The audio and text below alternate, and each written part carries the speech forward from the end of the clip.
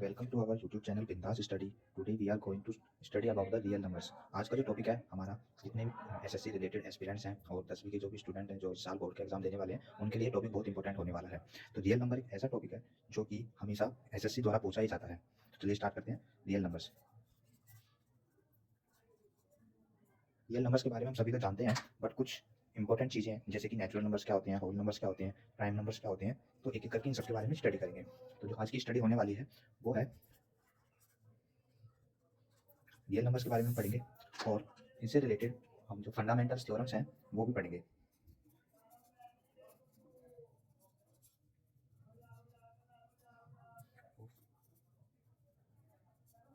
The fundamental theorems of arithmetics, ये क्या होते हैं, इनको आप ऐसे समझिए, आपने पढ़ा होगा एलसीएम और एचसीएफ, ये होते हैं the fundamental theorems.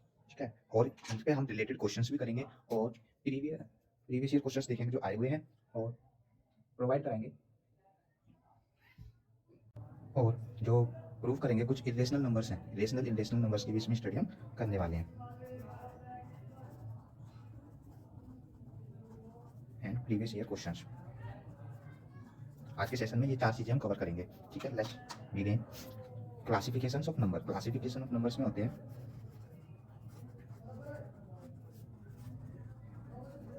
Number one में हम बता देंगे the natural numbers. Natural numbers होते हैं जैसे कि जो नंबर्स वन से स्टार्ट होते हैं। नेचर में देखो बच्चों, जो भी चीजें आप स्टार्ट होंगी, जैसे एक पेड़ लगना है, एक माउंटेन होता है, ठीक है, एक नदी, तो जो भी नंबर्स वन से स्टार्ट होते हैं और आगे की तरफ जाते हैं 1 2 3 4 टू द इनफाइनाइट, वो नंबर्स होते हैं नेचुरल नंबर्स। ठीक है, एग्जाम्पल्स 1 2 3 4 2 2 2। ठीक है, ये हो गए हमारे नेचुरल नंबर्स। होल नंबर क्या होते हैं?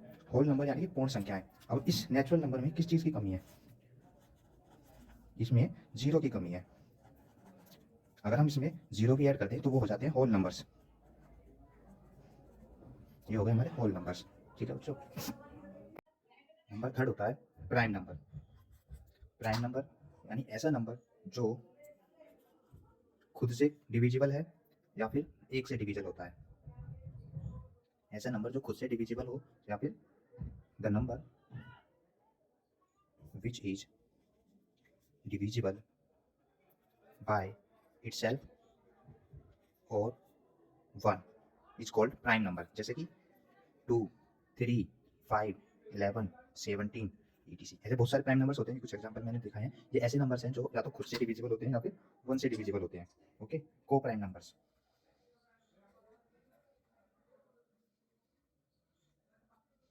को प्राइम नंबर्स वो नंबर होते हैं बच्चों, ऐसे नंबर जो खुद से भी कर सकते हैं, साथ ही साथ अदर फैक्टर्स होते हैं जो उनको काट सकते हैं।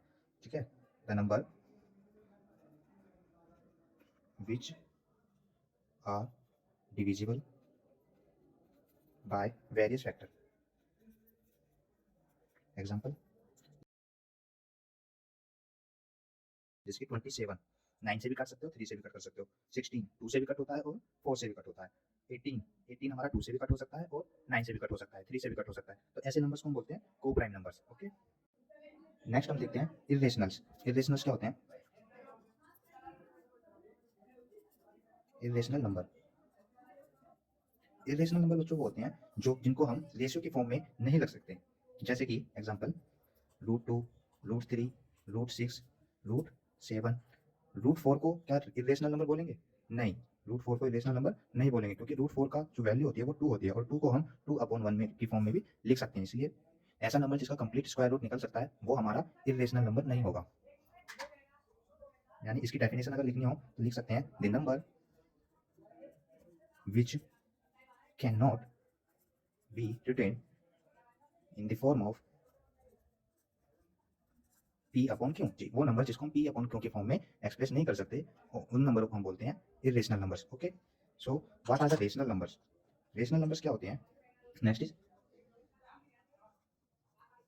Rational numbers.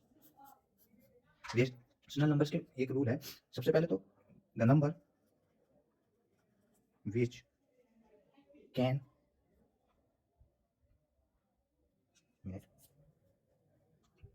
सही है, the number which can be written in the form of P/Q, यानी वो नंबर जिनको P/Q की फॉर्म में लिख सकते हैं, where P and Q are integers.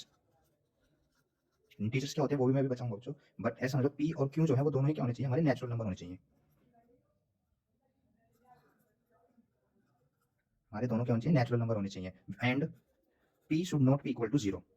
Q जो है हमारा इक्वल टू 0 नहीं होना चाहिए, otherwise it will becomes the infinite value which is irrational number. Okay बच्चों, नेक्स्ट देखते हैं integers. What are the integers?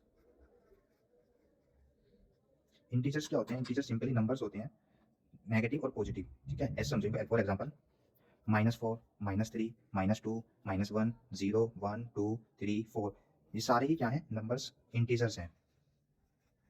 सारे ही नंबर्स को हम इंटीजर्स बोलेंगे। जीरो से जो लेफ्ट हैंड साइड पर होंगे वो नेगेटिव वैल्यूज होंगी, और राइट हैंड साइड पर जो होंगे वो हमारी पॉजिटिव वैल्यू होंगी। ठीक है बच्चों, तो ये हमारे नंबर्स का क्लासिफिकेशन कंप्लीट हो गया है। नेक्स्ट देखते हैं रियल नंबर्स क्या होते हैं and their decimal explanation. Okay,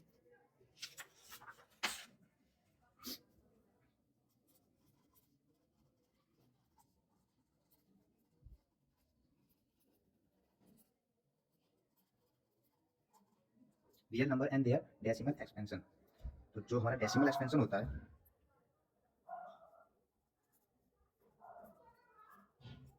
वो दो टाइप का होता है। दो टाइप का होता है बच्चों decimal expansion. Number one, terminating. Terminating जो होता है, तो जैसे टर्मिनेट हो जाना यानी कोई चीज़ खत्म हो जाना। पॉइंट के बाद जब कोई डेसिमल में वैल्यू आती है तो वो 1 प्लेस 2 प्लेस के बाद खत्म हो जाती है। जैसे कि फॉर एग्जांपल 1.25, 2.05 एंड 4.125, इस तरीके की जो वैल्यू होती है जो 2 प्लेस 3 प्लेस के बाद जाकर के खत्म हो जाती हैं, उनको बोलते हैं टर्मिनेटिंग डेसिमल्स। नेक्स्ट होता है second type, non terminating. Non terminating होते हैं जैसे कि 1.33, 1.646464, इस तरीके से जो वैल्यू चलती रहती हैं, जो खत्म नहीं होती हैं, आगे तक एक्सपेंड होती रहती हैं, उनको हम बोलते हैं नॉन टर्मिनेटिंग वैल्यूज। इसमें भी बच्चों दो टाइप होते हैं नॉन टर्मिनेटिंग में, recurring and second one is non recurring. Recurring and non recurring में क्या होते हैं, जो वैल्यू खुद को ही बार बार रिपीट करे, जो वैल्यू खुद को ही बार बार रिपीट करे, जैसे कि 1.3333 या फिर 4.5555, इस तरीके से जो वैल्यू चलती रहती है उनको बोलते हैं रिकरिंग, यानी ये वैल्यूज अपने आप को ही बार बार रिपीट कर रही है। हम इनको इस फॉर्म में भी लिख सकते हैं, जैसे 1.33 अपने आप को बार बार रिपीट कर रहा है तो 3 के ऊपर हम बार लगा सकते हैं। ठीक है, ऐसे इसको हम लिख सकते हैं 4.5 बार। ओके, नॉन रिकरिंग्स में क्या होता है, नॉन रिकरिंग ऐसी वैल्यू होती हैं जो खुद को रिपीट नहीं करती हैं, टर्मिनेट तो नहीं होंगी, चलती रहेंगी, बट अपने आप को रिपीट नहीं करती हैं। ठीक है, जैसे इसका एग्जांपल अगर हम देखें 0.12367 डॉट डॉट डॉट, मतलब ये वैल्यू अपने आप को रिपीट नहीं कर रही है बट एंड इनफाइनाइट तक जा रही है।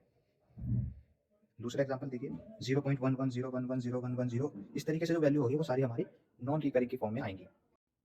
नेक्स्ट चलते हैं बच्चों नेक्स्ट टॉपिक की तरफ, इंपॉर्टेंट है, स्टार मार्क कर लेंगे हम। Fundamental theorem of arithmetic. Fundamental theorems of arithmetic. Arithmetic fundamental theorem में क्या होता है, जो हमारे एलसीएम और एचसीएफ की स्टडी होती है वो इस टॉपिक के अंडर में आती है। इसकी डेफिनेशन एक बार जल्दी से देख लेते हैं। Every composite number can be expressed as a product of prime and their number. This factorization is unique part in which the prime factor occurs. Definition को पढ़ेंगे। Every composite number can be expressed as a product of primes and this factorization is unique apart from the order in which the prime factor occurs. मतलब क्या है, ऐसे composite number means ऐसे number जो दो से ज्यादा नंबरों से मिलकर बनते हैं, उनके प्रोडक्ट को फैक्टराइज करना। ठीक है, हर नंबर का एक यूनिक फैक्टराइजेशन होता है, उनकी स्टडी को हम बोलते हैं फंडामेंटल थ्योरम। इसमें नंबर 1 पर आते हैं HCF। HCF क्या होता है, हाईएस्ट कॉमन फैक्टर। क्या बोलते हैं बच्चों, हाईएस्ट कॉमन फैक्टर। ठीक है, HCF of given number is the highest common factor among all the factors। ठीक है, हाईएस्ट कॉमन फैक्टर बोल सकते हैं या फिर ग्रेटेस्ट कॉमन डिवीजर भी बोल सकते हैं। फॉर एग्जांपल, इसका एग्जांपल एक बार देखेंगे तो समझ में आ जाएगा क्या है। जैसे 6 है, 6 को हम लिख सकते हैं 2 into 3। ठीक है, 54 है, 54 को हम क्या लिख सकते हैं 2 into 3 into 3 into 3। ठीक है, अगर हमें HCF बताना हो, HCF of 6 and 54, what will be the HCF and 6 and 54। सो हम इनको लिख सकते हैं, जो फैक्टर्स हमारे कॉमन हैं, जो फैक्टर्स हमारे दोनों ही टर्म्स में कॉमन आ रहे हैं, उनको हम बोल सकते हैं HCF। जैसे यहाँ पर 2 कॉमन है, दोनों में ही 3 कॉमन है। ठीक है, तो इसको हम लिख सकते हैं 2 multiply with 3, so the HCF of 6 and 54 will be 6। ये आंसर हो जाएगा। एक और एग्जांपल देखते हैं, HCF फाइंड आउट करना है। 18 एंड 120 का, ठीक है। तो 18 का एचसीएफ क्या लिख सकते हैं, 18 को 2 इंटू 3 इंटू 3, ठीक है, 2 इंटू 3 6 होता है, 6 इंटू 3 18, ओके। 120 को कैसे करेंगे, इसको करने का तरीका क्या होता है, इस तरीके से आप एक चार्ट बना लेंगे। 120, ठीक है, पहले 2 से डिवाइड किया तो 60 आ जाएगा, फिर 2 से डिवाइड करेंगे तो 30 आ जाएगा, फिर 2 से डिवाइड किया तो 15 आ गया, फिर 3 से करा सो 5 आ गया, then 5 and it will become 1। हम तब तक करते रहते हैं जब तक कि 1 नहीं आ जाता है, ठीक है। तो क्या हो रहा है ये 2 इंटू 2 इंटू 2 इंटू 3 इंटू 5। अब दोनों में ही जो हमारे कॉमन फैक्टर्स हैं उनको हम फाइंड आउट करेंगे। कॉमन फैक्टर्स कौन कौन है, एक ये कॉमन है और एक ये कॉमन है, और कोई चीज कॉमन इसमें नहीं है। So the HCF will be 2 into 3, okay, 6 will be answer. Simply HCF निकालने का तरीका है। नेक्स्ट देखते हैं हम एलसीएम, ठीक है बच्चों।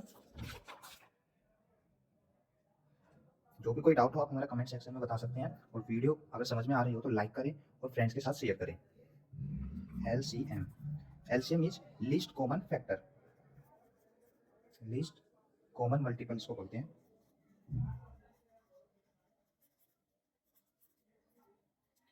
एलसीएम में बेसिकली क्या होता है, एलसीएम एक ऐसा नंबर है, एलसीएम किन्हीं दो नंबरों के बीच में निकाला जाता है, तो वो एक ऐसा नंबर जो उन दोनों नंबरों से डिवाइड हो जाए, ऐसा नंबर जो दोनों ही नंबरों से डिवाइड हो जाए उसको बोलते हैं एलसीएम।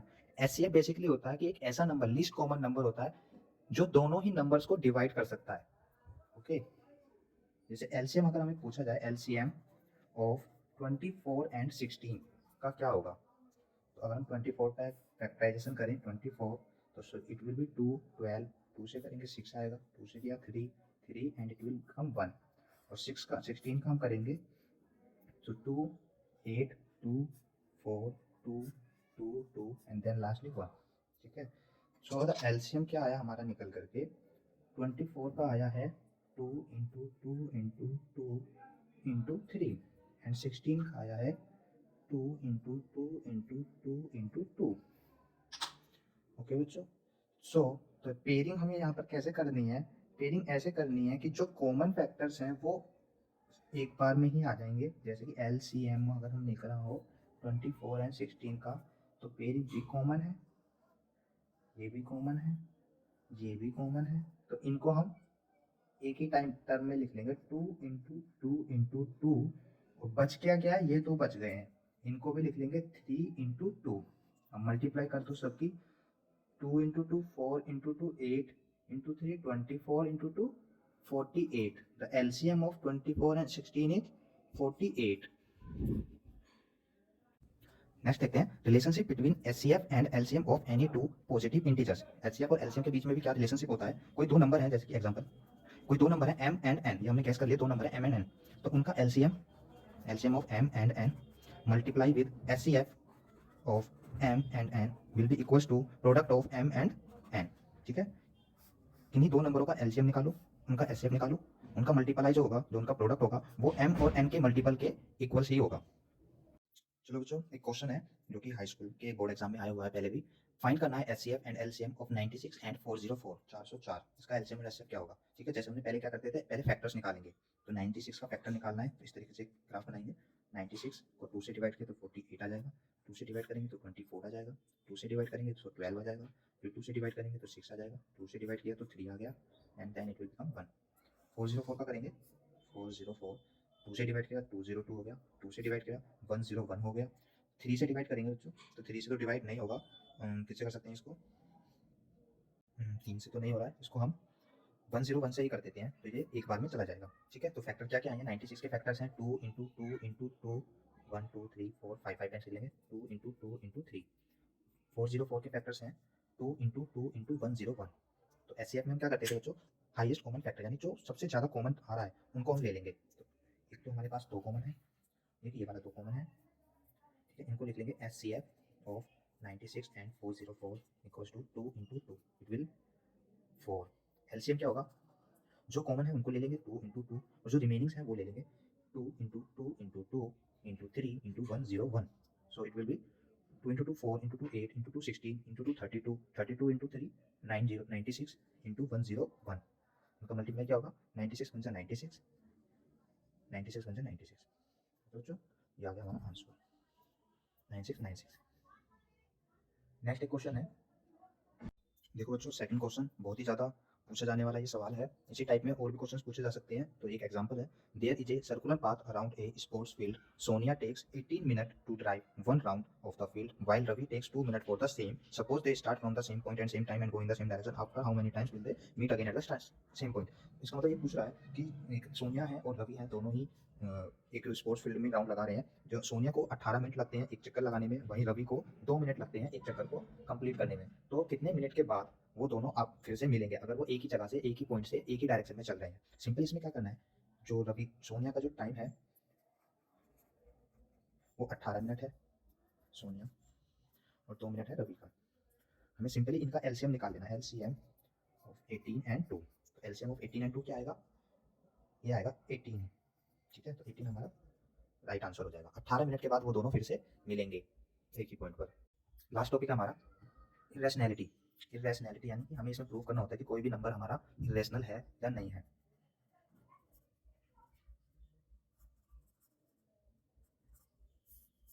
इरेशनैलिटी क्या होता है, late p be a prime number if p divides a square then p divides p a where a is a positive integer। अगर p हमारा कोई एक प्राइम नंबर है जो कि a स्क्वायर को डिवाइड कर रहा है तो वो a को भी डिवाइड करेगा, जहाँ पर a हमारा कोई भी एक पॉजिटिव इंटीजर वैल्यू होगी।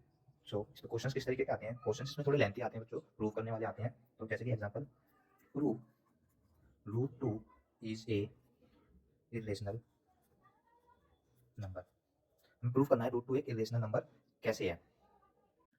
तो जो ये रूल है इरेशनैलिटी, इसी से हम इस इक्वेशन को सोल्व करेंगे। तो रूल हमेशा याद रखना, p जो एक प्राइम नंबर है जो a स्क्वायर को डिवाइड करता है, इसका मतलब p जो है वो a को भी डिवाइड करेगा। तो प्रूव करना है root 2 is a irrational number, let root 2 is a rational number. वो हमें इरेशनल प्रूव करना है, यानी कि हम इसको मान के चलते हैं कि एक रेशनल नंबर है। ठीक है, यानी जो हमारे रूल है इसका, ये इसको फॉलो करना चाहिए, रेशनलिटी वाले रूल को फॉलो करेगा तो ये हमारा रेशनल नंबर हो जाएगा। तो root 2 equal to p upon q, कोई भी रेशनल नंबर होता है वो p अपॉन q की फॉर्म में होता है, जहाँ पर p और q एक को प्राइम इंटीजर्स हैं, जहाँ q 0 के इक्वल नहीं है। हमने इन दोनों के बोथ साइड क्या किया, q को इधर मल्टीप्लाई कर दिया तो ये हो गया root 2 q equal to p। Both side square करने पर हमें 2 q square equal to p square मिलेगा। और देखो यहाँ पर जो है अगर हम 2 को p स्क्वायर के नीचे ले जाएंगे, यानी कि p स्क्वायर को हमारा जो वैल्यू है 2 डिवाइड कर रहा है, जिससे कि q स्क्वायर आ रहा है। तो 2 is dividing p square, then 2 is also dividing p। p by 2 equal to n, where n क्या है, पॉजिटिव इंटीजर वैल्यू है। p equal to 2n। अब यहाँ पर जो p की वैल्यू है, p की वैल्यू को यहाँ पर पुट करेंगे तो 2 q square equal to 2n का होल स्क्वायर आएगा। होल स्क्वायर को ओपन करेंगे तो 4n स्क्वायर हो जाएगा। और ये 2 4 को 2 टाइम्स में कट करेगा। अब यहाँ पर सेम इक्वेशन बन रही है, यानी कि जो हमारा 2 है वो q स्क्वायर को भी डिवाइड करेगा, q स्क्वायर को डिवाइड करेगा तो n स्क्वायर आएगा, और जहाँ पर n क्या था, पॉजिटिव इंटीजर वैल्यू थी। ठीक है, यानी कि जो हमारा ये रेशनल नंबर है, ये हमारे रेशनलिटी वाला जो लॉ है इसको फॉलो नहीं कर, इसको वायलेशन कर रहा है। ठीक है, तो इस तरह से रूट 2 क्या होगा, एक रेशनल नंबर नहीं होगा। अगर इस रूल को फॉलो करता तो यहाँ पर हमारे ये रेशनल नंबर हो जाता, बट इसका वायलेशन हो रहा है, इसलिए ये एक it is where we assume p and q are coprime number which is being contracting. ये हमारे रूल का कॉन्ट्राडिक्शन हो रहा है। So root 2 is a irrational number. तो एक क्वेश्चन मैं आपको दे रहा हूँ जिसका आंसर आप मुझे कमेंट सेक्शन में बताएंगे।